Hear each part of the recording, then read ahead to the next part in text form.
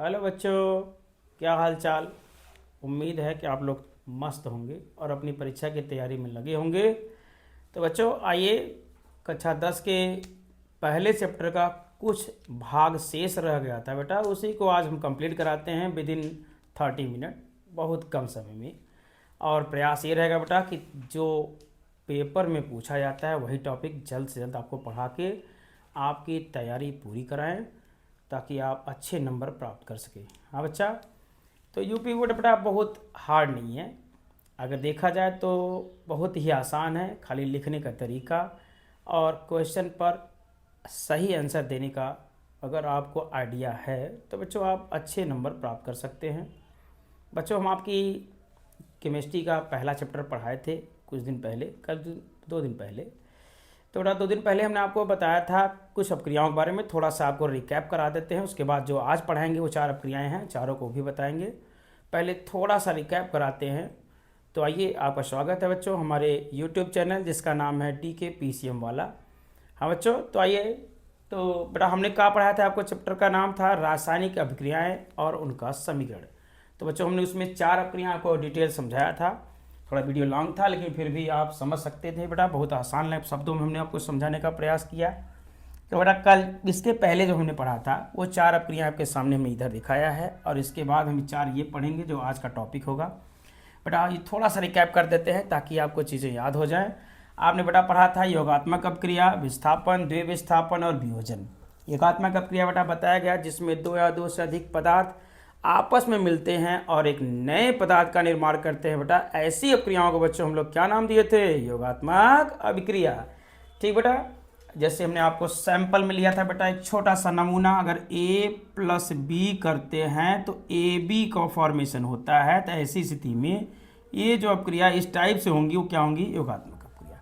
हाँ बच्चा, विस्थापन अपक्रिया हमने आपको ट्रिक बताया था विस्थापन अपक्रियाओं के लिए कि ऐसी अपक्रियाएं जिसमें एक अधिक क्रियाशील तत्व कम क्रियाशील तत्व को उसके यौगिक में से हटाता है और उसके स्थान पर स्वयं आता है। बेटा ऐसी अपक्रियाओं को क्या नाम दिया गया बच्चों, विस्थापन अपक्रिया।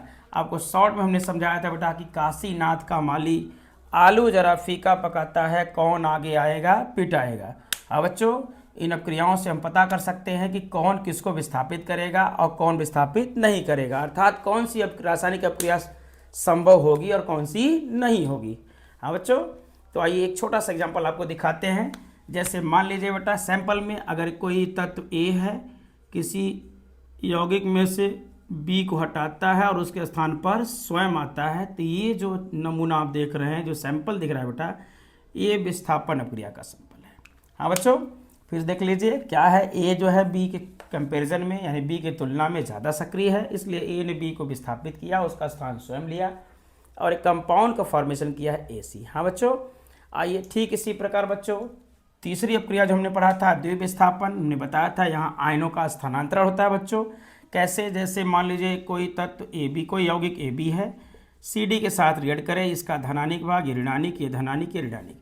हाँ बच्चों, तो जब धनानिक भाग आपस में स्थानांतरण करते हैं तो ऐसी स्थिति में जो अपक्रिया होती है उसे द्विविस्थापन अपक्रिया कहते हैं बच्चों। इस अपक्रिया में एक महत्वपूर्ण ठोस पदार्थ का भी निर्माण होता है जिसको बेटा हम लोग अवक्षेप कहते हैं। जैसे आइए देखते हैं A और B में अगर AC का डिस्प्लेस करें बेटा तो A बनाएगा किसके साथ, D के साथ, B किसके साथ बनाएगा, C के साथ। AD+BC ये जो सैंपल आपको दिख रहा है बेटा ये कौन सी अपक्रिया के लिए है बच्चों, इस अपक्रिया के लिए, नाम द्विविस्थापन। वियोजन अपक्रिया बेटा हमने बताया था ये जस्ट अपोजिट ऑफ योगात्मक अपक्रिया, ये वियोगात्मक अपक्रिया का जस्ट उल्टा है। इसमें क्या हुआ बेटा, इसमें कोई एक यौगिक उष्मा देने पर, ताप देने पर या बेटा वैद्युत धारा के प्रवाह पर 2 या 2 से अधिक भागों में टूटता है। तो ऐसी अपक्रियाओं को हम लोग क्या नाम दिए थे बच्चों, वियोजन अपक्रिया। ये 3 प्रकार की हैं। अगर आप उष्मा देकर तोड़ रहे थे तो बेटा हमने बताया था उष्मी वियोजन। हाँ बच्चों, इसी प्रकार बेटा हमने बताया था अगर आप प्रकाश देकर तोड़ रहे हैं यानी वियोजन करा रहे हैं तो प्रकाशिक वियोजन। हाँ बच्चों, और द लास्ट वन जिसमें आप वैद्युत धारा प्रवाह करा रहे हैं तो वैद्युत वियोजन है। हाँ बच्चों, इन सब का एग्जाम्पल के साथ हमने आपको डिटेल बताया है। अगर आपको जानना इन अपक्रियाओं के बारे में तो आप बेटा हमारा वीडियो देख सकते हैं जो हमने आपके यूट्यूब चैनल पे डाल दिया है अपने, जो आपको मिल जाएगा बेटा। ये विद इन परसों का वीडियो है बच्चा, आप इसको डिटेल देख सकते हैं। आज की वीडियो बेटा हम बिना देर किए हुए एक नई अपक्रिया बताते हैं जो आपको जानना जरूरी है, क्योंकि बेटा इससे बोर्ड परीक्षा में बहुत बार क्वेश्चन आए हैं। हाँ बच्चों, तो एक बार आप इसको देखें। ये चीज़ हमने आपको बताया, ये रिपैप था बेटा। आइए हम आज का टॉपिक पढ़ते हैं बेटा। आज की टॉपिक हमारी है क्या? आक्सीकरण तथा अपचयन अपक्रियाएं, जो मोस्ट इंपॉर्टेंट है। दूसरा बच्चों क्या है? उष्माशोषी और उष्माक्षेपी। तीसरा बेटा संक्षारण, और चौथा है विकृत गंधिता। बेटा इन तीनों पे ये जो दो क्रियाएं दिखी गई हैं, ये दोनों संक्षारण और विकृत गंधिता यानी कोरोजन और रेंसिडिटी, इन पर बच्चों संक्षारण और विकृत गंधिता पर टिप्पणी करने के लिए आता है, और कुछ इसमें इंपॉर्टेंट नोट्स पूछे जाते हैं, अभी हम आपको बताएंगे। पहले हम आपको समझाते हैं बेटा कि what is oxidation and reduction, बहुत ही आसान शब्दों में बेटा। आइए इसको देखते हैं क्या है ऑक्सीडेशन। देखो बेटा, ऑक्सीडेशन यानी ऑक्सीकरण। तो बेटा सामान्य परिभाषा पूछी जाए तो आप ये बता सकते हो कि जिन रासायनिक अपक्रियाओं में कोई यौगिक ऑक्सीजन से क्या करता है? जुड़ जाता है, या बच्चों हाइड्रोजन निकाल देता है। अगर किसी रासायनिक अपक्रिया में कोई पदार्थ क्या करे बेटा? ऑक्सीजन के साथ संयोग कर ले, या बच्चों क्या करे? वो हाइड्रोजन गैस को निकाल दे, तो ऐसी स्थिति में जो अपक्रिया होगी वो अपक्रिया क्या कहलाएगी बेटा? ऑक्सीकरण। सामान्य परिभाषा है बच्चों ये, जबकि केमिस्ट्री की लैंग्वेज में परिभाषा थोड़ी सी अलग है, बहुत हार्ड नहीं है, बहुत आसान है। आपको हम भी समझा देते हैं। पहले आपको बेटा हम ऑक्सीकरण का अर्थ समझाते हैं। दोबारा ध्यान दीजिएगा कि व्हाट इज ऑक्सीडेशन यानी ऑक्सीकरण अभिक्रिया। बच्चों इसको एक और नाम से जाना जाता है, उपचयन। क्या बच्चों? उपचयन। हाँ बेटा, तो आइए ऑक्सीडेशन रिएक्शन क्या है बच्चों। सीधा सीधा हमने बताया कि अगर कोई पदार्थ ऑक्सीजन गैस से जुड़े, ऑक्सीजन के साथ संयोग करे, या हाइड्रोजन को क्या करे बेटा? निकाले, ऐसी अपक्रियाओं को क्या नाम दिया गया बेटा? ऑक्सीकरण अपक्रिया, या क्या नाम दिया गया बच्चा? उपचयन। हाँ बच्चों, एक बार पुनः देखिए कैसे। जैसे बेटा आप कॉपर नाम ने सुना होगा आपने, कॉपर यानी तांबा जिसको हम कहते हैं, वो बेटा क्या होता है? वायु के संपर्क में जब आता है, हाँ बेटा, तो ये क्या करता है बच्चा? वायु के संपर्क में आता है तो ये काले रंग के यौगिक में परिवर्तित हो जाता है, जिसको हम CuO कहते हैं, कॉपर ऑक्साइड। हाँ बच्चा, कॉपर जब वायु के संपर्क में आता है तो CuO कॉपर ऑक्साइड का काले रंग का यौगिक बनाता है। हाँ बच्चा, तो देखिए यहाँ CuO के साथ संयोग करके CuO बना है ना बेटा। Cu जो है O2 के साथ संयोग करके क्या बनाया है? CuO, यानी ये एक ऑक्सीकरण क्रिया है। कैसे पता बेटा? क्योंकि Cu जो है O के साथ क्या किया है? रिएक्ट किया है, यानी जुड़ा है यहाँ। इसी प्रकार बच्चों आप देखिए आगे आगे आपको समझाते हैं। जैसे आपके पास है एथिल अल्कोहल CH3CH2OH। हाँ बच्चों, इसको आप देखो क्या करना है। अगर इसको हम किसी आप जिसको हम वो कहते हैं उत्प्रेरक, अगर उस उत्प्रेरक की उपस्थिति में हम बेटा इसको क्या कर दें? हीट कर दें। वो उत्प्रेरक क्या है? अम्लीय पोटेशियम परमैंगनेट KMnO4। हाँ बेटा, इसकी प्रेजेंस में यानी इसकी उपस्थिति में अगर इसको हीट करें बेटा तो यहाँ से हाइड्रोजन गैस क्या होता है? निकल जाता है, तो बनाता है CH3CHO, और कौन सी गैस निकलती है बेटा? हाइड्रोजन। यहाँ देखो बेटा ऑक्सीजन के साथ ये संयोग किया, यहाँ देख लो बच्चों ये हाइड्रोजन क्या कर रहा है? निकाल रहा है। तो ये दोनों प्रकार की अपक्रियाएं, ये दोनों क्रियाएं जो आपको दिख रही है बेटा, दोनों ही ऑक्सीकरण है। हमने आपको समझाया साधारण भाषा में क्या बेटा, कि जब कोई पदार्थ ऑक्सीजन परमाणु के साथ जुड़ जाए, क्या जुड़ जाए बेटा? किसके साथ? ऑक्सीजन O के साथ या O2 के साथ, तो ऐसी अपक्रियाएं क्या कहलाती है बेटा? ऑक्सीकरण। या इसी पदार्थ में से क्या निकल जाए बच्चा? हाइड्रोजन, तो ऐसी अपक्रियाओं को क्या नाम दिया गया है? ऑक्सीकरण अभिक्रिया, जिसको बेटा हम एक और नाम से जानते हैं, अभी हमने बताया आपको। क्या नाम है बेटा? उपचयन। हाँ बच्चों, हाइड्रोजन निकलता है तब भी ऑक्सीकरण है, ऑक्सीजन जुड़ रहा है तब भी ऑक्सीकरण है। हमने एक एक एग्जाम्पल आपको समझाया बच्चों। अब आपको हम 2-3 एग्जाम्पल दिखाते हैं जहां से आप पहचान सकते हो कि ऑक्सीकरण क्या है। तो बेटा ऑक्सीकरण क्रिया को आप लिख सकते हैं।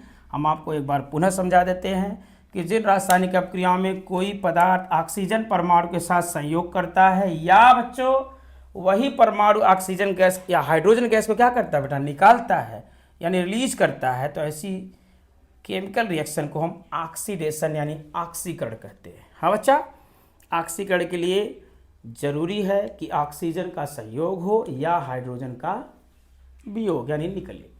हाँ बच्चा, ये तो सामान्य परिभाषा है। ऐसे ही 2-4 एग्जाम्पल आपको दिखाकर एक आपको केमिकल रिएक्शन का केमिकल भाषा में यानी केमिस्ट्री की भाषा में हम आपको ऑक्सीकरण क्रिया समझाने का प्रयास करेंगे। आइए बच्चों देखते हैं। सबसे पहले आप इसको देख लें। दो एक एग्जाम्पल और आपको दिखा रहे हैं जहां आप देखेंगे और बता सकते हैं कि ऑक्सीकरण है कि नहीं। जैसे बच्चों आपने सुना है सोडियम धातु Na, बेटा बहुत ही सक्रिय धातु है। इतना ज़्यादा सक्रिय है कि ये वायु या नमी के संपर्क में आता है तो बेटा आग लगा देता है, बहुत ही तीव्र ज्वाला के साथ जलता है और ये बनाता है Na2O, सोडियम ऑक्साइड।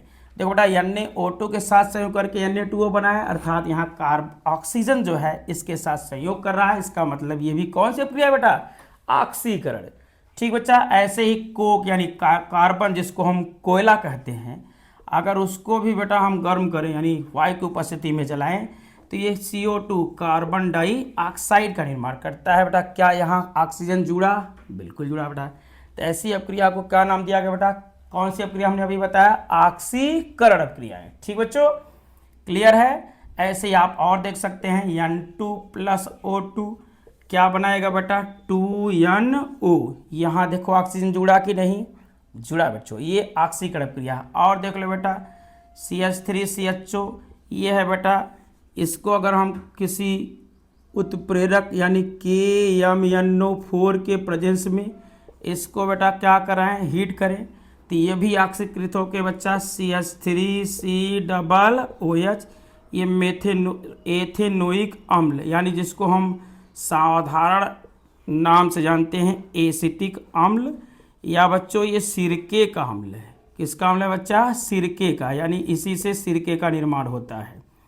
हाँ बच्चों, इसके बारे में आप कार्बन चैप्टर में हमको पढ़ाएंगे, वहाँ मिलेगा। ये बेटा कौन सा अम्ल है? ये क्या है आपका? एसिटल्डिहाइड।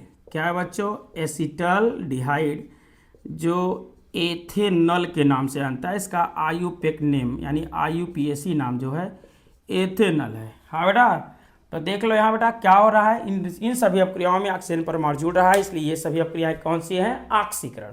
हाँ बच्चों, अब आते हैं बेटा कि एक दूसरी परिभाषा जो केमिस्ट्री के लैंग्वेज में है वो क्या है, देखते हैं।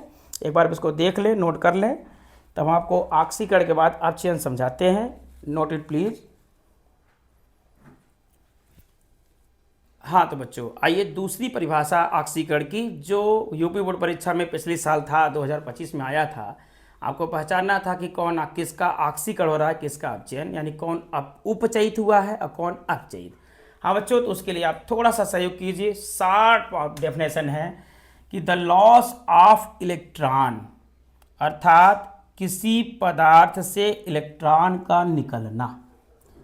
किसी पदार्थ से किसका निकलना बेटा? इलेक्ट्रॉन का। अगर कोई पदार्थ इलेक्ट्रॉन को क्या कर रहा हो बेटा? त्याग रहा हो। क्या निकाल रहा हो बच्चा? इलेक्ट्रॉन, यानी परमाणु का सबसे छोटा मूल कण इलेक्ट्रॉन। अगर पदार्थ परमाणु इलेक्ट्रॉन त्याग रहा है तो ऐसी स्थिति में जो भी रासायनिक अपक्रिया होगी बच्चों वो ऑक्सीकरण अपक्रिया कहलाएगी। हाँ बच्चों, एक बार पुनः समझा दें। क्या बच्चों? अगर कोई पदार्थ इलेक्ट्रॉन त्याग रहा है, पदार्थ का मतलब कोई तत्व हो सकता है, कोई भी यौगिक हो सकता है बेटा, अगर उसमें इलेक्ट्रॉन का स्थानांतरण हो रहा है अर्थात वो इलेक्ट्रॉन त्याग रहा है, तो ऐसी स्थिति में बच्चों वो अभिक्रिया ऑक्सीकरण कहलाएगी। जैसे बच्चों आइए देखते हैं, यहाँ है Na, अगर ये एक इलेक्ट्रॉन त्यागेगा तो बनाएगा बेटा Na+। हाँ बच्चों, Na एक इलेक्ट्रॉन त्याग कर क्या बना रहा है बेटा? Na+। अब देख लो एक इलेक्ट्रॉन त्यागा है तो Na+ बनाया है। ऐसे ही बेटा हमारे पास मैग्नीशियम है Mg, ये क्या करता है बेटा? ये 2 इलेक्ट्रॉन त्यागता है और Mg के साथ कितने प्लस हो जाते हैं बेटा? 2+। ऐसे ही बेटा एल्युमिनियम है, ये 3 इलेक्ट्रॉन त्याग कर क्या बनाता है बेटा? Al के साथ 3+। और भी बच्चा है पोटेशियम है, कैल्शियम है। पोटेशियम भी 1 इलेक्ट्रॉन त्यागता है, K+ बनाता है। Ca जो है 2 इलेक्ट्रॉन त्यागता है, Ca2+ बनाता है। तो बच्चों एक सामान्य जानकारी है कि कोई तत्व या यौगिक कोई पदार्थ इलेक्ट्रॉन त्यागता क्यों है। तो बच्चों सीधा सीधा बात है, कोई भी तत्व इलेक्ट्रॉन इसलिए त्यागता है ताकि वो स्थायी संरचना को प्राप्त कर सके।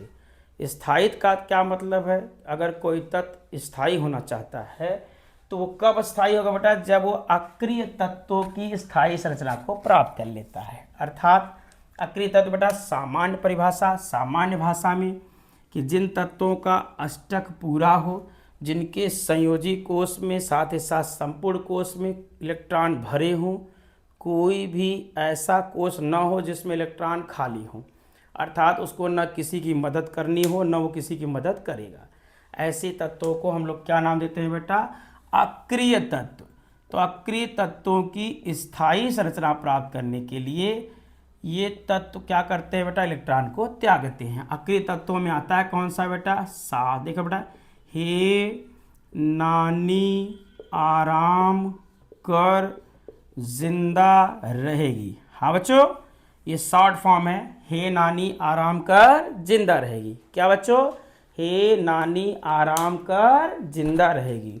हे मतलब हीलियम, एन मतलब नियान, ए आर आर्गन, के आर क्रिप्टॉन, एक्स सी जिनान और आर्यन क्या बच्चा? रेडान। बेटा इन सभी तत्वों की अस्थायी संरचना प्राप्त करने के लिए ही तत्व इलेक्ट्रॉन त्यागता है। और जब इलेक्ट्रॉन त्यागेगा बच्चा तो ऐसी अभिक्रियाओं को क्या नाम देंगे बच्चों हम लोग? ऑक्सीकरण अभिक्रिया। ठीक बेटा, आइए तो देखते हैं। हीलियम जिसका परमाणु क्रमांक 2, नियान 10, आर्गन 18, क्रिप्टॉन 36, जिनान 54 और रेडान बेटा 86। हाँ बच्चों, ये रहा आपका अक्रिय तत्व। अब इन्हीं की स्थायी संरचना प्राप्त करने के लिए कोई इलेक्ट्रॉन त्यागता है तो त्याग दिया बेटा। Na इसका परमाणु क्रमांक कितना है बच्चों? 11। ये इलेक्ट्रॉन त्याग कर किस में बदला है? 10 में। Mg है बेटा 12, 2 इलेक्ट्रॉन त्याग कर 10। एल्युमिनियम है 13, ये 3 इलेक्ट्रॉन त्याग के कितना बेटा 10। ऐसे ही पोटेशियम का 19 है, कितना बेटा? ये K+ यानी 18। कैल्शियम का 20, ये भी 2 त्याग कर 18। अर्थात ये जो इलेक्ट्रॉन त्यागने के पश्चात जो ये प्राप्त हो रहे हैं बेटा, ये सब स्थायी हैं। क्यों? क्योंकि ये देखिए अक्रिय तत्व की संरचना प्राप्त कर लें। 10 किसका है? नियान का, मैग्नीशियम का। ये किसका बेटा? ये भी देखो सबका 10 है कि नहीं, यानी ये सब के सब क्या बन गए हमारे? नियान। और ये बेटा देख लो, ये आर्गन 18 है, कैल्शियम क्या है? 18। Ca2+ कितना है बच्चों? 18। तो ये देखो ये हो गया ऑक्सीकरण क्रिया बेटा। ये बहुत पूछा जाता है, एकदम शॉर्ट ट्रिक बताते हैं बच्चों।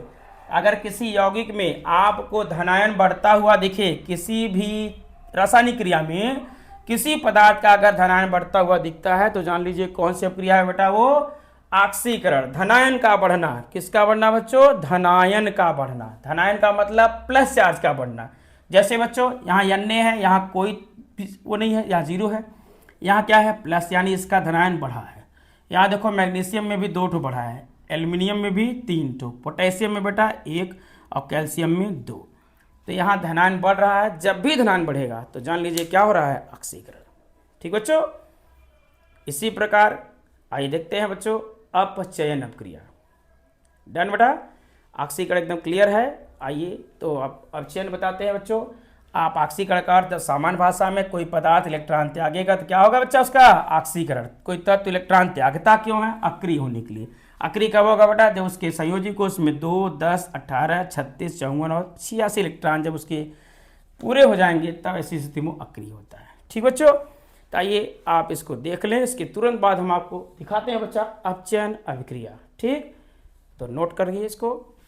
आइए, साफ तो नहीं दिख रहा है, बट अपना साफ लिख दें तब आप इसको नोट करें, क्योंकि ये दिखने में हमने नोट नहीं किया, थोड़ा सा गंदा हो गया। आइए देखते हैं। अक्रिय तत्वों की स्थायी संरचना प्राप्त करने के लिए ही तत्व इलेक्ट्रॉन त्यागता है। हाँ बच्चा, तो आइए फिर से एग्जाम्पल दिखाते हैं। जैसे बेटा हमने कहा कि सोडियम ये 1 इलेक्ट्रॉन त्याग कर क्या बनाया बेटा? Na+। पोटेशियम बेटा इसी का भाई, इसी परिवार से आता है, ये भी 1 इलेक्ट्रॉन त्याग कर क्या बनाता है? K+। अगला बेटा मैग्नीशियम है जो 2 इलेक्ट्रॉन त्याग कर क्या बनाता है बेटा? Mg के साथ कितना? 2+। जितना इलेक्ट्रॉन त्यागेगा उतना ही प्लस चार्ज बढ़ता जाएगा। एल्युमिनियम 3 इलेक्ट्रॉन, ये 3 तो त्याग कर क्या बनाएगा? Al3+।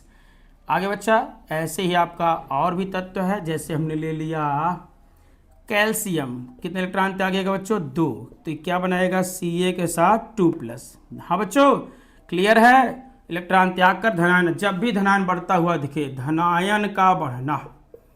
किसका बढ़ना बच्चा? धनायन का बढ़ना, यानी प्लस चार्ज बढ़े, तो ऐसी स्थिति में क्या कहलाएगा? ऑक्सीकरण। Done, okay. एक बार इसका भी स्क्रीनशॉट ले बेटा। देखिए यहाँ शॉर्ट में लिख दिया कि क्या हो रहा हो, पदार्थ में से इलेक्ट्रॉन माइनस मतलब निकल रहा होगा, तो क्या कहलाएगा, ऑक्सीकरण। हाँ बच्चों, नोट करिए इसको फट से।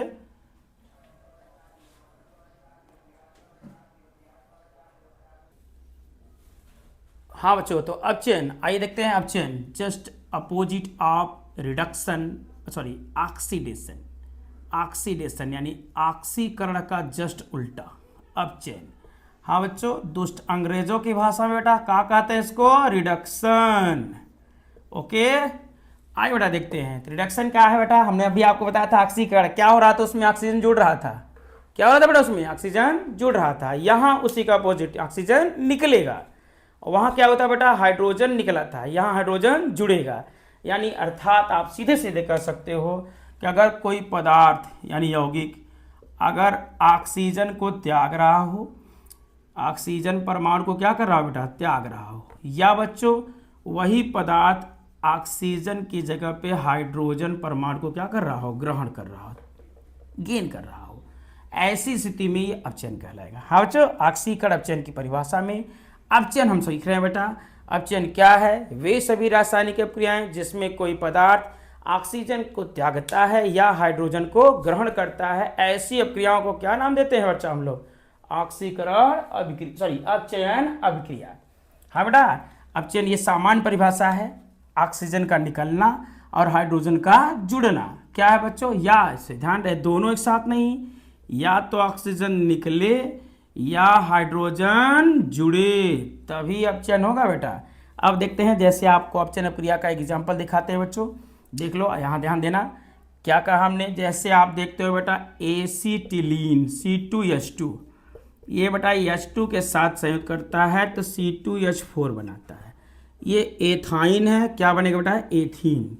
ये दोनों असंतृप्त हाइड्रोकार्बन है। ठीक इसी प्रकार बच्चों, अगर इसी एथीन यानी C2H4 को फिर H2 के साथ रिएक्ट करा दें तो बना देगा C2H6। हाँ बेटा, ये क्या बना बच्चों हमारा, एथीन, IUPAC नाम है।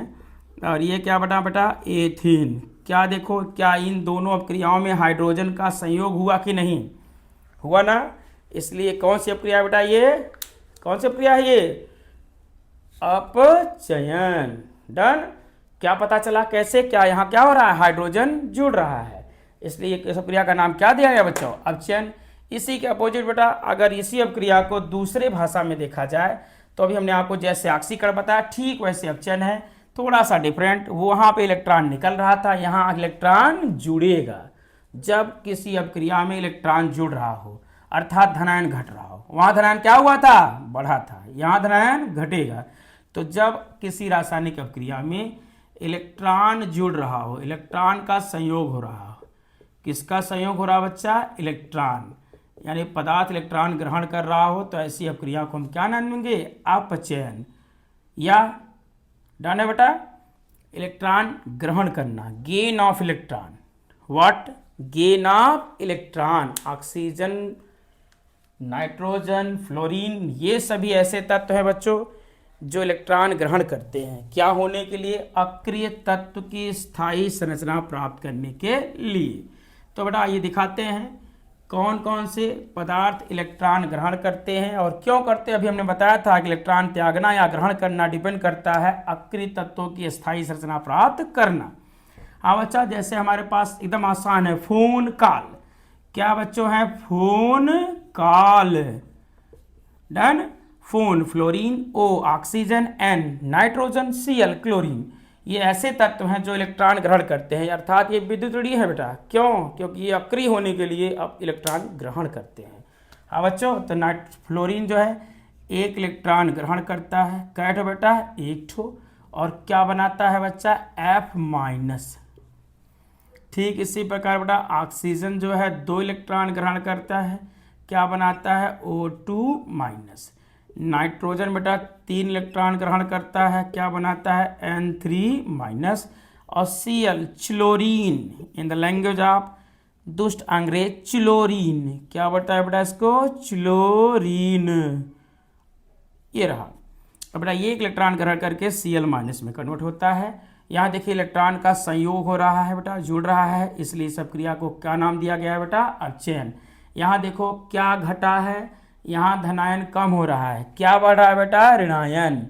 तो आप सीधे से समझ लो अपचयन मतलब ऋणायन का बढ़ना, ऑक्सीकरण मतलब धनायन का बढ़ना, या इसी का उल्टा अपचयन धनायन का घटना और ऑक्सीकरण धनायन का बढ़ना। हाँ बच्चों, ये हो गया आपका अपचयन। आप एग्जाम्पल इसका देख सकते हैं। ये हमारा पहला तत्व फ्लोरीन, ये दूसरा ऑक्सीजन, ये तीसरा नाइट्रोजन, ये चौथा क्लोरीन। हाँ बच्चों, इन तीनों चारों ने इलेक्ट्रॉन ग्रहण किया है। इलेक्ट्रॉन ग्रहण करने के कारण ही इनको हम अपचयन क्रिया कहते हैं। डन बेटा। अपचयन क्रिया की यही परिभाषा है कि अगर कोई तत्व इलेक्ट्रॉन ग्रहण कर रहा है तो ऐसी स्थिति में जो क्रिया होगी उसको हम क्या नाम देंगे? अपचयन। तुष्ट अंग्रेजों की भाषा में बेटा रिडक्शन। डन। आइए तो एक बार इसको नोट करिए। तो हम आपको थोड़ा सा एग्जाम्पल देते हैं ऑक्सीकरण अपचयन पहचानने का। पहचानिएगा, नोट करो बेटा। देखा सही? हाँ बच्चों, तो आइए देखते हैं ऑक्सीकरण अपचयन क्रिया की पहचान बेटा। जैसे आपको हम दिखा रहे हैं 2-4 एग्जाम्पल, आपको यहाँ हम क्लियर कर देंगे, श्योर है कि किसका ऑक्सीकरण हो रहा है, किसका अपचयन। यहाँ 4 अपक्रिया हम आपको सामने लिखने जा रहे हैं बेटा। पहला है, देखो ध्यान दे बेटा, जैसे हमारे पास है Fe2+ और एशियन के साथ बेटा 4+, एरो के इधर आएंगे तो Fe के साथ 3+ और एशियन के साथ बेटा 2+। हाँ बच्चों, तो आप देख लो ये एक रेडॉक्स अपक्रिया लिखी गई है। इसमें आपको पहचानना है कि किसका ऑक्सीकरण हो रहा है, किसका अपचयन। हाँ बेटा, एकदम आसान भाषा में एक बार आपको हम फिर समझा दें कि ऑक्सीकरण का अर्थ क्या है कि जिन रासायनिक अपक्रियाओं में धनायन बढ़ रहा हो वो ऑक्सीकरण है, जिसमें धनायन घट रहा है वो क्या है? अपचयन। तो देख लो बेटा साफ साफ भाषा में Fe2+ से Fe3+ हो रहा है, तो क्या यहाँ 2+ था, यहाँ 3+, धनायन बढ़ा कि घटा? बढ़ा। इस यानी इसका क्या हो गया बच्चों? ऑक्सीकरण। यहाँ देखो बेटा 4+ था, यहाँ कितना हो गया? 2+, धनायन बढ़ा कि घटा? घटा। इसलिए यहाँ क्या हो गया बच्चों? अपचयन। डन। तो किसका ऑक्सीकरण हुआ है? Fe2+ का। किसका अपचयन हो रहा है? SN4+ का। डन। ऐसे बच्चों और एग्जांपल हैं हमारे पास है Cr3+ और प्लस SN के साथ 2+, एरो की इधर आइए बेटा, Cr के साथ 6+ SN1+। हाँ बेटा, तो देख लो बच्चों यहाँ क्या हो रहा है? Cr का 3+ से 6+ हुआ है। बताओ धनायन बढ़ा कि घटा बच्चों? कमेंट करिए, क्या है? धनायन बढ़ा कि घटा? यहाँ धनायन बढ़ा है, इसलिए यहाँ क्या हो रहा है बच्चों? ऑक्सीकरण। SN2+ से SN1+, यानी यहाँ धनायन घटा है। क्या हो रहा है बच्चा? अपचयन। आइए ठीक इसी प्रकार आपके पास और भी एग्जाम्पल है। जैसे Na निकल है 2+, और यहाँ बच्चा हमारे पास है Mn7+। एरो किधर आए बेटा? Na के साथ हम ले लिए 3+, और इधर बच्चों Mn के साथ 5+। हाँ बच्चों, तो यहाँ देख लीजिए, आप बता सकते हो कि Na2+ Na3+ हुआ, यानी इसका धनायन बढ़ा है। इसका क्या हो गया बेटा? ऑक्सीकरण। Mn का 7+ से 5+ हुआ, इसका क्या हुआ बेटा? इलेक्ट्रॉन कम हो रहा है, यानी धनायन घट रहा है, इसलिए क्या हो रहा है? इसका अपचयन। हाँ बच्चों, और भी एग्जाम्पल आप ले सकते हैं ऐसे ही। जैसे बेटा हमने ले लिया कोबाल्ट CO2+, प्लस हमने ले लिया इसी फैमिली से एक एलिमेंट और पकड़ते हैं बेटा, जिसका नाम हम ले लेते हैं Cr हो गया, Mn, यहाँ ले लेते हैं Zn ले लेते हैं। हाँ बेटा, अब यहाँ आते हैं बेटा, यहाँ हो गया CO और यहाँ हो गया Zn2+। हाँ बेटा, देख लो यहाँ 2+ था, यहाँ क्या है? कुछ नहीं, इसका मतलब यहाँ 0 है। यहाँ क्या है? Zn, यहाँ कितना हो गया? 2+, यहाँ कितना है बच्चों? 0। C2+ से 0 हुआ, यानी इसका धनायन घटा, और यहाँ 0 से कितना हुआ? 2+, इसका धनायन बढ़ा। तो बताओ इसका क्या हो रहा है बेटा? ऑक्सीकरण। और इधर क्या हो रहा है बच्चा? ये देखो 2+ से कितना हुआ है? 0, इसका क्या हुआ है? अपचयन। तो बच्चों सीधा सीधा भाषा में कि धनायन बढ़ता हुआ दिखे तो कन्फर्म है क्या हो रहा है? धनायन बढ़ा तो क्या हो रहा है? ऑक्सीकरण, और धनायन घटा तो अपचयन। हाँ बच्चों, इसको आप नोट करें, फिर हम अगली टॉपिक आपको समझाते हैं बेटा। ऑक्सीकरण अपचयन ये था। ऑक्सीकारक अपचय बेटा ये पहचानाते हैं, ये बड़ा ही आसान है और बहुत ही आसान भाषा में समझाएंगे आपको हम। ध्यान दीजिए, इसको नोट करिए, फिर हम आपको समझाते हैं ऑक्सीकारक तथा अपचायक। डन। तो नोट इट प्लीज। हाँ बच्चों, आक्सीकारक तथा अपचायक, इस पे बेटा बोर्ड परीक्षा में बहुत क्वेश्चन आते हैं। आक्सीकारक और अपचायक की पहचान कीजिए बेटा। सीधा सीधा बताते हैं आपको। आक्सीकारक वह पदार्थ जो दूसरों को ऑक्सीजन प्रोवाइड कराए, अर्थात दूसरे को ऑक्सीजन दे, वो आक्सीकारक है।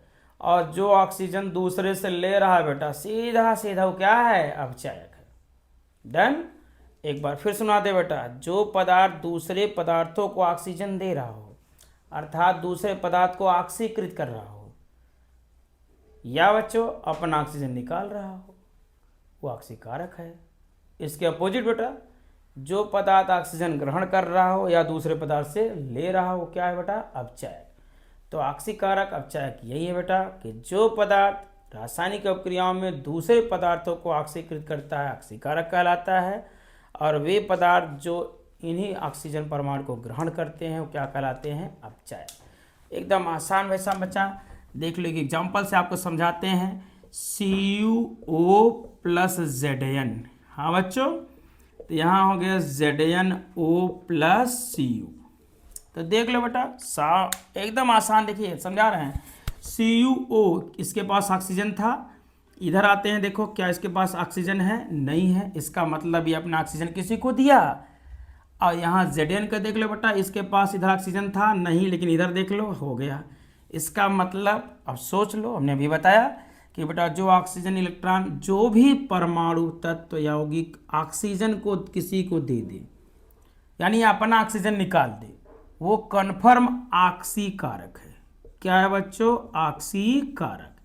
तो यहाँ CuO, कॉपर सेकेंड ऑक्साइड इसको बुलाता है, कॉपर ऑक्साइड, ये क्या है बच्चा? आक्सीकारक। जिंक देखो, यही इलेक्ट्रॉन ग्रहण, यही ऑक्सीजन ग्रहण कर लिया है, तो ये क्या है बच्चों? अपचायक। तो ध्यान रहे, बच्चे कंफ्यूज होते हैं आक्सीकारक अपचायक पहचानने में। हम आपको सामान्य लैंग्वेज में सीधे सीधी भाषा में बता रहे हैं कि जिसके पास ऑक्सीजन बाईं तरफ दिखे वही आक्सीकारक है, बात खत्म। बाईं तरफ यानी तीर के पुच्छ की ओर क्या दिख जाए? ऑक्सीजन जिसके साथ, तो कन्फर्म वो आक्सीकारक है, क्योंकि उसी के पास ऑक्सीजन है, वही देगा किसी को। और जिसकी तरफ दाईं तरफ दिख जाए बेटा, जिसमें जान लो कि वही इलेक्ट्रॉन, वही ऑक्सीजन ग्रहण किया है। तो यहाँ देख लो, जिंक जो है ऑक्सीजन लिया है, जिंक का क्या हो गया बेटा? ऑक्सीकरण हुआ है। इसका मतलब कि जिंक अपचायक है और CuO ऑक्सीजन दे रहा है, क्या है बच्चों? आक्सीकारक। आइए फिर ऐसे ही एक एग्जांपल से और आपको हम थोड़ा सा कंफर्म कराते हैं। जैसे बेटा एल्युमिनियम ऑक्साइड है, Al2O3, हाँ, एल्युमिनियम ऑक्साइड बेटा हमने क्या कर दिया? इसकी रिएक्शन करा दिया सोडियम के साथ, तो हुआ क्या बेटा? सोडियम जो है Na2O बना दिया और एल्युमिनियम को अलग कर दिया। आप पहले सामान्य समझ लीजिए। आपने अभी सीखा बेटा क्या? कि बाईं तरफ, तीर के बाईं तरफ जिस भी परमाणु के पास ऑक्सीजन होगा वो ऑक्सीकारक है। डन। तो यहाँ देख लो बेटा, आप खुद ही बता दो, देख सकते हो कि किसके पास ऑक्सीजन है? Al2O3 में, Al2O3 में एल्युमिनियम के पास है, तो ये हमारा क्या है बेटा? ऑक्सीकारक। एल्युमिनियम का है बच्चों ऑक्सीकारक। डन है। और बच्चों आ जाओ नेक्स्ट, देखते हैं सोडियम के पास इधर ऑक्सीजन हो गया, यानी ये ऑक्सीजन लिया है, इसका मतलब क्या है बेटा? ये अपचायक। डन बेटा। सामान्य हमने बताया बेटा, सामान्य परिभाषा, साधारण परिभाषा आपको पहचान अगर करनी है कि क्या है आक्सीकारक, तो देखिएगा एरो के दोनों तरफ में किसके पास ऑक्सीजन है। जिसके पास ऑक्सीजन है वही आक्सीकारक है, और जिसके पास नहीं है वो क्या है? अपचायक है। डन। बाईं ओर, न कि दाईं ओर। किधर बेटा? बाईं ओर। दाएं बाएं तो पहचानते होंगे सब लोग, फिर भी चलिए नहीं जानते हैं तो आपको हम समझा देते हैं। तीर के पुच्छ की तरफ देखिएगा, तीर का ये अग्रभाग है, बाड़ाग इसको बोलते हैं। ये क्या है बच्चा? पुच्छ। तो पुच्छ की दाहिनी बाईं तरफ देखिएगा, इधर कौन दिख रहा है? ये Al2O3 और सोडियम है, तो इसमें किसके पास ऑक्सीजन है? एल्युमिनियम के पास, तो ये ऑक्सीकारक है। हाँ, इसके पास नहीं है, क्या है? अपचायक है। डन। एकदम आसान हो गया कि नहीं? क्लियर। और आप चाहे बेटा तो एक आध एग्जाम्पल और आपको दिखा दें, देख लो बेटा, FeO है और Zn है। डन। समझ रहे हैं? तो क्या होगा बेटा? Fe और ZnO। देख लो, यहाँ Fe के पास ऑक्सीजन है, तो ये क्या है हमारा? ऑक्सीकारक। हाँ बेटा, इस Zn के पास नहीं है, इस क्या है बेटा, ये हमारा अपचायक। और कोई समस्या हो आपको तो आप पूछ सकते हैं, कमेंट सेक्शन में आप पूछ सकते हैं कि अगर आपको कोई दिक्कत होती है कि ऑक्सीकारक अपचायक की क्या पहचान है तो आप बता सकते हैं बेटा हम आपको। एक विशेष बात बेटा, एक विशेष सूचना है, जो ऑक्सीकारक होता है, जो भी पदार्थ क्या होता है ऑक्सीकारक, उसका होता है अपचयन। कौन सी अपक्रिया होती है उसके साथ, अपचयन। और जिसका होता, जो अपचायक होता है उसका क्या होता है बेटा, ऑक्सीकरण। तो आप आसानी से समझ सकते हो बेटा, क्या समझना है कि जो जिस पदार्थ का भी ऑक्सीकरण हो रहा होगा, जिस पदार्थ का क्या हो रहा होगा बच्चों, ऑक्सीकरण, यानी वो पदार्थ, जिस पदार्थ का ऑक्सीकरण हो रहा होगा, डन है, वो क्या कहलाएगा, अपचायक। यानी ऑक्सीकरण जिसका होगा वो क्या कहलाएगा बेटा, अपचायक। ऑक्सीकरण मतलब आप जान ही रहे हो, ऑक्सीजन जुड़ रहा होगा उसके साथ, डन। ऐसे ही बेटा जिस पदार्थ का अपचयन हो रहा होगा वो क्या कहलाएगा बेटा, ऑक्सीकारक, अर्थात जो ऑक्सीजन को निकाल रहा होगा, डन है। तो बेटा ये हो गया ऑक्सीकारक अपचायक की पहचान। और अगर आप चाहें तो हम कमेंट सेक्शन में आपको क्वेश्चन दे रहे हैं, आप क्वेश्चन करके दिखाइएगा, फिर आपको हम आंसर जरूर दीजिएगा, ताकि हम आपको देखें कि आप हमारा क्वेश्चन कर रहे हैं कि नहीं, यानी आप लगे हैं कि नहीं पढ़ाई में, परीक्षा की तैयारी में पूरा जुट जाइए बेटा, पेपर बहुत पास है। एक बार स्क्रीनशॉट ले, फिर हम आपको होमवर्क देते हैं, करके लाइएगा। हाँ तो बच्चों ये रहा आपको ऑक्सीकारक तथा अपचायक की पहचान के लिए लिखा गया क्वेश्चन। पढ़ लीजिए एक बार। Na+H2O Na2O+H2 बना, Pb+Ag2O बना बेटा PbO + Ag, K+Fe3O4 K2O+Fe, SaCO2+Mg MgO+Cu, and the last question is Al+ZnO यानी Al2O3+Zn। हाँ बच्चों इन अपक्रियाओं में आपको क्या पहचानना है, ऑक्सीकारक तथा अपचायक। हाँ बच्चों तो आप कमेंट सेक्शन में इसका जवाब जरूर दीजिएगा कि ये पहले का ऑक्सीकारक कौन है, दूसरे का, तीसरे का, चौथे का और पांचवें का। जल्द से जल्द आप इसको नोट करें, फिर हम अगली टॉपिक पढ़ाएं बेटा, नोटेड। हाँ तो बच्चों अगली रासायनिक अपक्रिया बेटा जो नेक्स्ट है उसका नाम है उष्माक्षेपी तथा उष्माशोषी अपक्रिया। उष्माशोषी बेटा इन द लैंग्वेज ऑफ दुष्ट अंग्रेज एंडोथर्मिक। कौन सा बेटा, एंडोथर्मिक। कौन सी अपक्रिया है, इसका नाम उष्माशोषी। शोषी का मतलब सोखना, सोखने का अर्थ है बेटा ग्रहण करना। यानी जिन रासायनिक अपक्रियाओं में कोई भी पदार्थ उष्मा ग्रहण करता है और तब जाके क्रिया करना प्रारंभ करता है, तो ऐसी रासायनिक अपक्रियाओं को हम क्या कहते हैं, उष्माशोषी रासायनिक अपक्रिया। हाँ बेटा तो हमने आपको यहाँ डेफिनेशन लिख दिया है, आप देख सकते हैं कि वे सभी रासायनिक अपक्रियाएं जो अपक्रियाएं को पूर्व संपन्न कराने के लिए उष्मा ग्रहण करती हैं, उन अपक्रियाओं को हम क्या कहते हैं, उष्माशोषी अपक्रिया। बेटा जितनी भी वियोजन अपक्रियाएं हैं, कौन सी बच्चा है, वियोजन, सब की सब उष्माशोषी अपक्रिया। हाँ बच्चा वियोजन अपक्रिया कौन सी अपक्रिया है, उष्माशोषी। कौन सी अपक्रिया बेटा, वियोजन, जिसमें कोई एक पदार्थ दो या दो से अधिक भागों में टूटता है। जैसे बेटा आपने देखा होगा कैल्शियम कार्बोनेट CaCO3, इसको संगमरमर या चूना पत्थर कहा जाता है बेटा। क्या कहा जाता है बेटा, संगमरमर या चूना पत्थर। इसमें क्या होता है बेटा, आप इसको जब हीट करेंगे तो ऐसे नहीं, सॉरी, ये रिएक्ट करने के लिए बेटा हीट लेगा, तो हीट लेगा उष्मा ग्रहण करेगा, तो ये कितनी उष्मा लेता है आपको दिखाते हैं। जब ये उष्मा लेगा तो बेटा ये दो पार्ट में टूट जाएगा, CaO+CO2। इस अभिक्रिया में जो उष्मा यूज हुई है बेटा वो है 178 किलो कैलोरी प्रति मोल। ये बेटा किलो कैलोरी प्रति मोल इसका मात्रक है, इस पर घबराइएगा नहीं। किलो कैलोरी प्रति मोल मतलब अगर 178 मोल अगर आपको कैल्शियम कार्बोनेट को हीट करना है यानी तोड़ना है, तो बच्चों 178 किलो कैलोरी उष्मा की आवश्यकता होगी, यानी इतनी उष्मा ग्रहण करेगा तब जाके टूटेगा। हाँ बच्चों किलो कैलोरी उष्मा का मात्रक है। ओके बच्चों डन है। आप एक बार फिर देख लें, उष्माशोषी अपक्रियाएं जिन रासायनिक अपक्रियाओं में कोई भी पदार्थ उष्मा ग्रहण करता है तब जाके क्रिया को संपन्न कराता है, तो ऐसी अपक्रियाएं क्या कहलाएंगी बेटा, उष्माशोषी अभिक्रिया। हमने आपको बताया कैल्शियम कार्बोनेट, ये एग्जाम्पल है बेटा, ये हमारा उदाहरण है, एग्जाम्पल, ठीक है। एग्जाम्पल यहाँ देख लीजिए, यही है शॉर्ट में EXP। हाँ बच्चों एग्जाम्पल में क्या है, कैल्शियम कार्बोनेट, इसको हम किस नाम जानते हैं, चूना पत्थर, इसी को बेटा संगमरमर भी कहते हैं। इसको हीट किया, कितना टेम्परेचर लिया बेटा, ये कितना उष्मा लिया, 178 किलो कैलोरी। 1 मोल अगर रहेगा तब तो क्या बनाएगा बेटा, कैल्शियम ऑक्साइड और कार्बन डाइऑक्साइड। तो ये कौन सी अपक्रिया है, उष्माशोषी। ठीक बेटा, आपको हमने नोट में बताया अभी कि जितनी वियोजन अपक्रियाएं हैं सब क्या हैं, डन, उष्माशोषी। डन बच्चा।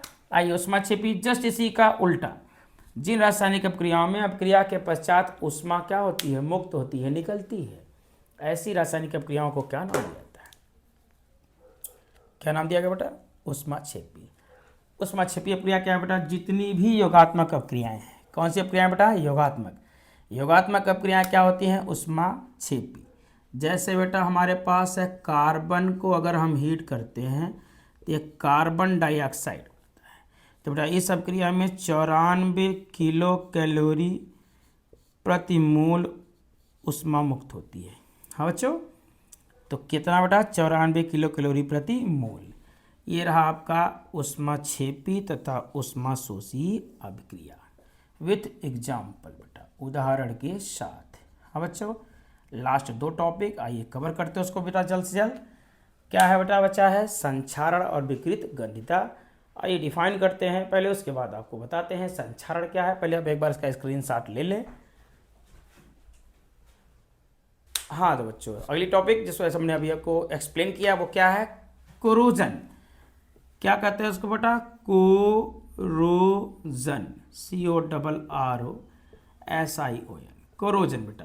इसको हम हिंदी में संक्षारण कहते हैं, जिसको गांव की भाषा में मूर्छा भी बोलते हैं। हाँ बच्चों, अब जैसे जितने एक्टिव मेटल हैं अर्थात सक्रिय धातुएं, जैसे आपके पास आयरन है, कॉपर है, जिंक है। हाँ बच्चों, इन सभी को जब हम नमी के संपर्क में रखते हैं अर्थात या किसी एसियल की यानी किसी अम्ल के संपर्क में जब ये आते हैं तो बेटा इनका संक्षारण यानी इनका क्षरण हो जाता है, इन पे मूर्छा लगने लगती है। तो मूर्छा लगने की जो क्रिया है उसी का नाम क्या है, संक्षारण। बहुत लंबा भाषा नहीं है, सामान्य भाषा में मूर्छा लगना, जंग का लगना क्या है बेटा, संक्षारण।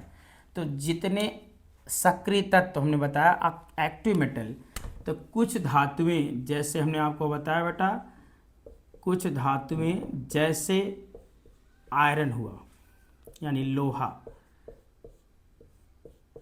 जिसका सिंबल क्या है बेटा, Fe, कॉपर है CuAg है, हाँ बेटा कंफर्म, ETC इत्यादि। जब बेटा कुछ धातुएं जैसे ये, जब ये नमी या वायु के संपर्क में आती हैं, जब ये नमी यानी नमी का मतलब आप जानते हैं मॉइस्चर H2O, या अम्ल के संपर्क बेटा, अम्ल तो आपने सुना ही होगा, नेक्स्ट चैप्टर है आपका अम्ल, जैसे आपका Cl है, HNO3 है, H2SO4 है, और भी एसिड हैं, CH3COOH है, ये किंग ऑफ केमिस्ट्री H2SO4 बेटा। इन सभी के संपर्क में कुछ धातुएं जब आती हैं तो इन पे एक पपड़ी जम जाती है, इनके ऊपर एक पपड़ी जम जाती है जिसको हम जंग कहते हैं, और इसी क्रिया का क्या नाम है बेटा, संक्षारण। डन है क्या बेटा, कुछ धातुएं जैसे ये फल CuAg ETC जब नमी अथवा अम्ल के संपर्क में आती हैं, अम्ल के संपर्क में आती हैं तो इन पे आती हैं, अम्ल के संपर्क में आती हैं, हाँ बच्चों संपर्क में आती हैं तो इनके पृष्ठ पर, तो इनके कहाँ बेटा, पृष्ठ पर, इनके कहाँ बच्चों, पृष्ठ पर काला, भूरा अथवा हरा, हरे रंग का जम जाता है बच्चा, पपड़ी, पपड़ी जम जाता है, जिसे हम का कहते हैं बेटा, जंग कहते हैं, जम जाता है, जिसे आप का कहते हैं, जंग, जंग यानी मूर्छा, मूर्छा कहते हैं। हाँ बच्चा, जंग कहते हैं यानी मूर्छा कहते हैं, ठीक, जंग मूर्छा कहते हैं। और इसी रासायनिक क्रिया का नाम संक्षारण है। इसी रासायनिक क्रिया का नाम क्या है बेटा? संक्षारण। बेटा रासायनिक क्रिया का नाम संक्षारण है, या इसी रासायनिक क्रिया को आप संक्षारण कहते हैं। हाँ बच्चों, तो संक्षारण समझ लीजिए। आप फिर सुन लीजिए, ये एक्टिव मेटल जो आपने लिखा है, हमने दिखाया बेटा ब्लैक बोर्ड पे। कुछ धातुएं जैसे Fe, Cu और Ag, ये बेटा जब नमी की यानी अम्ल के संपर्क में आती है तो इनके पृष्ठ पर काला, भूरा या हरे रंग का क्या बेटा? पपड़ी जम जाता है, जिसे हम जंग या मूर्छा कहते हैं, और इसी रासायनिक क्रिया को हम संक्षारण कहते हैं। हाँ बच्चों, एक क्वेश्चन पूछा जाता है कि आयरन पे जंग के लगने का रासायनिक समीकरण, तो बेटा सीधा सीधा है Fe जब नमी के संपर्क में आता है H2O के, तो Fe3O4 फेरिक ऑक्साइड और हाइड्रोजन गैस को रिलीज करता है। यही जो बना है फेरिक ऑक्साइड, इसी को बच्चा हम लोग जंग कहते हैं, गांव में लोग कहते हैं भैया मूर्छा लग गया इस पर। ये बेटा कौन है बेटा? हमारा आयरन। और ये क्या है बच्चों? जल यानी नमी। हाँ, अब क्रिया आप चाहें तो बैलेंस कर सकते हैं, कहीं तो बैलेंस कर दें। यहाँ 3, यहाँ 4 ऑक्सीजन है, ऑक्सीजन यहाँ 4 करना है, तो यहाँ कितना बढ़ाना है बेटा? 4, क्योंकि 4 1 का 4, इधर 4 1 का 4। H2 कितना है बेटा? इधर 2, यहाँ 4 दूनी 8, यहाँ 4 बढ़ा लो। Fe कितना है? 3, यहाँ कितना कर लो? 3। ये आपका अभिक्रिया संक्षारण का है। पूछा जाता है बच्चों कि लोहे पे जंग लगने की रासायनिक क्रिया दिखाइए, या संक्षारण से क्या समझते हैं। तो हमने बताया बेटा यही संक्षारण है। ये दिखते हैं फिर से ऐसे ही बेटा। आपके पास कॉपर है, Cu। कौन बच्चा? Cu, copper. कोपर ये क्या होता है? ये जब वायु के संपर्क में आता है तो काला हो जाता है। क्या हो जाता है बेटा? काला। यानी इस पे भी क्या लग जाता है? वो जंग, जिसे हम लोग क्या कहते हैं? संक्षारण। तो संक्षारण यही रहा बच्चा। आप फट से इसका स्क्रीनशॉट लें। आपको हम बता दें संक्षारण से बचने के उपाय। संक्षारण से बचना है बेटा तो सबसे पहली चीज़, आप धातुओं को नमी के संपर्क में न लाएं। पहली चीज़, नमी या अम्ल के संपर्क में धातु नहीं आना चाहिए। दूसरी चीज़ बेटा कि जो धातुएं हैं उन पर लेपन लगा दिया जाए, अर्थात पेंट लगा दिया जाए। जिस धातु को आप देखकर, जिसमें मान लीजिए आयरन है, तो उसको अगर आप संक्षारण से बचाना चाहते हैं तो जिंक धातु की लेप लगाइए। क्यों? क्योंकि जिंक जो है बेटा Fe से अधिक सक्रिय है, तो Fe को क्रिया करने नहीं देगा वो। हाँ, इसलिए जिंक धातु के लेपन लगाते हैं, जिसे हम गैल्वेनाइजेशन कहते हैं। ठीक है, यश दलेपन, हिंदी में यश दलेपन, अंग्रेजी में गैल्वेनाइजेशन। हाँ बेटा, इसके अलावा बेटा आप क्या कर सकते हैं संक्षारण से बचने के लिए? आप इसको पेंट करा दीजिए, या जिंक धातु का लेपन लगा दीजिए, या नमी की कमी से बचा लीजिए, नमी से हटा दीजिए, अम्ल के संपर्क में ना आए। या फिर आप एलॉय का प्रयोग करिए, अर्थात मिश्र धातुओं का। स्टेनलेस स्टील है, तांबा, वो पीतल है, ये सब में जल्दी जंग नहीं लगती है, क्योंकि बेटा ये कई धातुओं से मिलकर बनते हैं, ये जल्दी क्रिया नहीं करते हैं, इसलिए इन पे कोई भी संक्षारण की क्रिया नहीं होती। आप इसको नोट कर ले बेटा। हम आपको लास्ट टॉपिक बताते हैं जिसका नाम है विकृत गंधिता। तो बच्चों आज के वीडियो का लास्ट टॉपिक, और आज के बाद बेटा ये चैप्टर समाप्त ही होगा आपका। आप इसको तैयार कीजिए, और कमेंट सेक्शन में अगर आपको कोई क्वेश्चन समस्या होती है पहले चैप्टर से, रासायनिक अपक्रिया और उनके समीकरण से, तो आप ज़रूर हमको पूछ सकते हैं। आपका हम पूरा सहयोग करेंगे बेटा, ज़रूर कमेंट कीजिएगा। विकृत गंधिता लास्ट टॉपिक, जिसको दुष्ट अंग्रेजों की भाषा में रेंसिडिटी बोलते हैं। क्या बोलते हैं बच्चों? रेंसिडिटी। होता क्या है रेंसिडिटी? बेटा जितने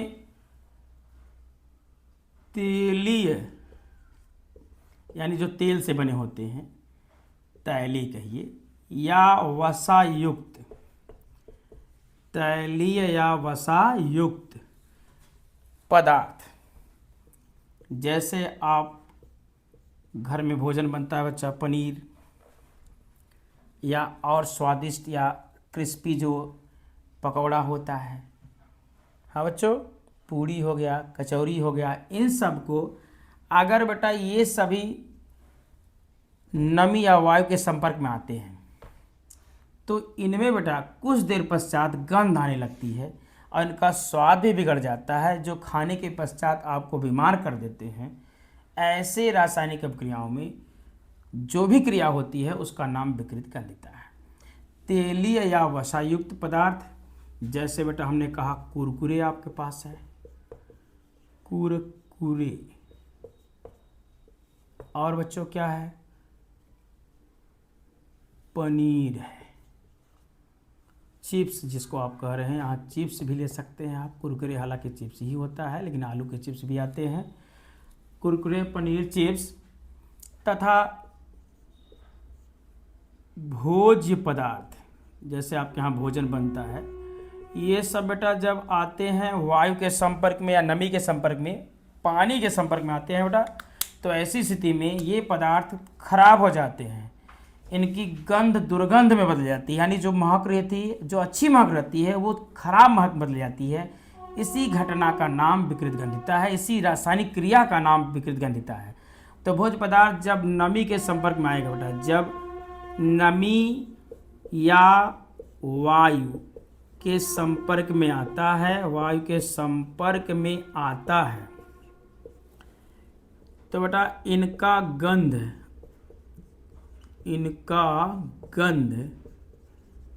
यानी जो सुगंध होता है बेटा, दुर्गंध में बदल जाता है, यानी बिगड़ जाता है, दुर्गंध में बदल जाता है, और ये खाने योग्य नहीं रह जाते। दुर्गंध में बदल जाता है तथा ये खाने योग्य नहीं रह जाते।